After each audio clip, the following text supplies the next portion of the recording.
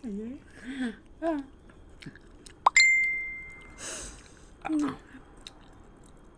mga kabady. Ito naman si Rex nagulat para sa Nanay Toko. Kagabi. Naghain si Nanay sa lamisa ng mga hapunan. Napansin kong sunog ang ipinrito niyang manok. Hinihintay namin si tatay na dumating para sumabay sa pagkain. Maya-maya apay, dumating na si tatay galing sa trabaho at upang sa upuan ng hapagkainan, nagdasal at nagsimulang kumain. Hinintay ko ang reaksyon ni tatay sa sinunog na prito ni nanay.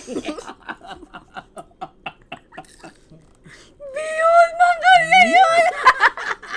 Ngunit, ni wala akong narinig sa salita mula kay tatay. Amang guri si tatay. Nagsorry si nanay dahil nasunog ang kanyang piritong manok. Mahal. Ang sama.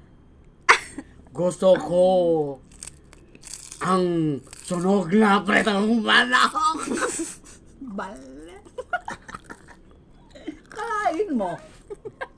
Sabi na lang sa akin. Mahal.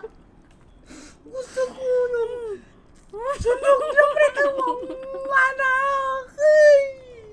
Uwi ka ni tatay. Tay.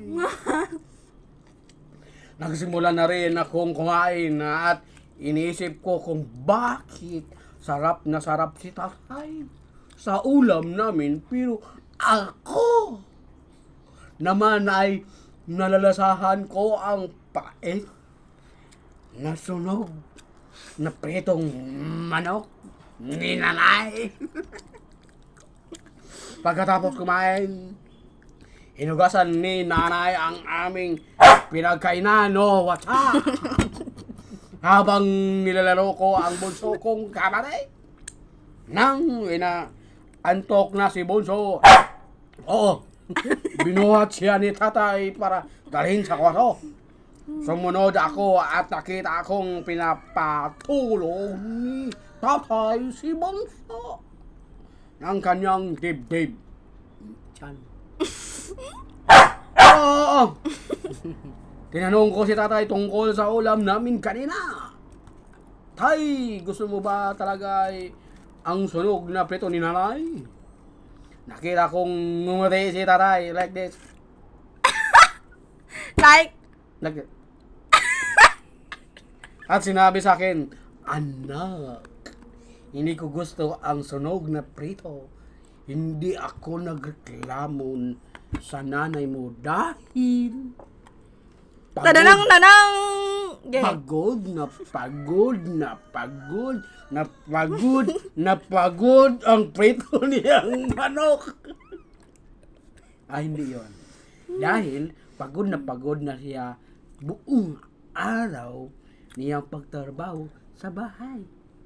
At inaalagaan pa niya ang kapatid mo. Ang sunog na ulam ay hindi nakakasakit ng damdamin.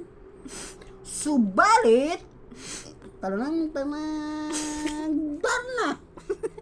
ang masakit na mga salita. Talaga na nakasakit sa damdamin.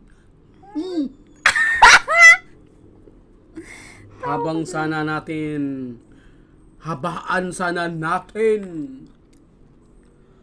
ang pasensya at pag-intindi sa mga nanay.